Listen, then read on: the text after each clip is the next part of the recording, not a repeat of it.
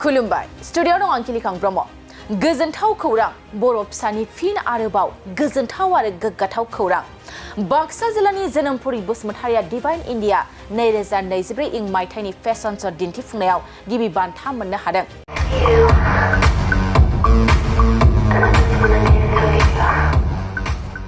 बाक्सा जिल्लानि सिङाव थानाय फाखामारा गामिनि रुंसारि सम्बार बसुमतारि आरो मन्जु बसुमतारिनि आंगो फिसाजो जोनोमपुरि बसुमतारिया लुइट फेशन स्टेडियामनि बानजायनायाव गुवाहाटी रुक्मिणी नगर अडिटोरियाम हलाव थांनाय 10 आरो 11 जुलाइयाव जालांनाय डिभाइन इन्डिया 2024 इं मायथाइनि फेशन शो दिन्थिफुंनाय बादायलायनायाव 10 डिभाइन इन्डिया 2024 आव सेथि बान्थाखौ देरहानो हानानै ओनसोल नाङैनो गोग्गानाय आरो गोजोननाय लाबोनो हादों।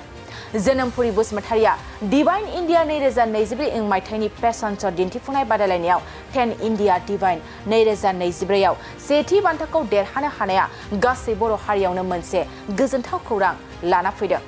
मिथिनो मोननाय बादिब्ला जोनोमपुरि बसुमतारिया बेनि सिगांबो गोबां फेशन शो दिन्थिफुंनायाव बाहागो लानानै ग्रेन्ड बाक्सा आरो हायुङारि फेशन शो दिन्थिफुंनाय देरहानो हादोंमोन। थारैनो बुंनो हायोदि बर' फिसाफ्रा सानफा एफा जेरावबो जेरैथिंबो जौगालांगासिनो दं।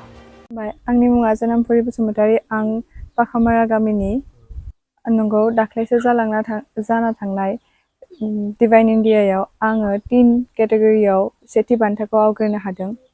बेहाय गासै केटेगरिजों 70 प्लास कन्टेस्टेन्ट जानांगौमोन।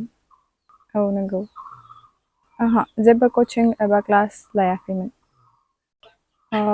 बेनि सिगां आं मडेल अफ द इयार 2022 आरो ग्रेन्ड बाक्सा 2023 आरो 2023 आवनो डिभाइन इन्डिया बेयाव आं ब्रेन्ड एम्बेसेडर टाइटेलखौ मोनदोंमोन आरो मिस बाक्सायाव आङो विनार जानो हादों। आरो दा बे आं गिबियावनो आंनि आइ सापर्ट खालामनायनि थाखाय आरो बिदिनो आं दा 12 क्लासाव फरायगासिनो दं बरपेटायाव। आं सासे साक्सेसफुल नार्स जानो लुबैयो। खालामनोथ' आंहा सावथुन बिथिङाव इमान बिदि एक्सपिरियेन्स गैया मानोना आं जेबो बिदि एक्टिङाव आं खालामफेराखै थ' आंहा इमान बिदि गोसो गैया आरोना।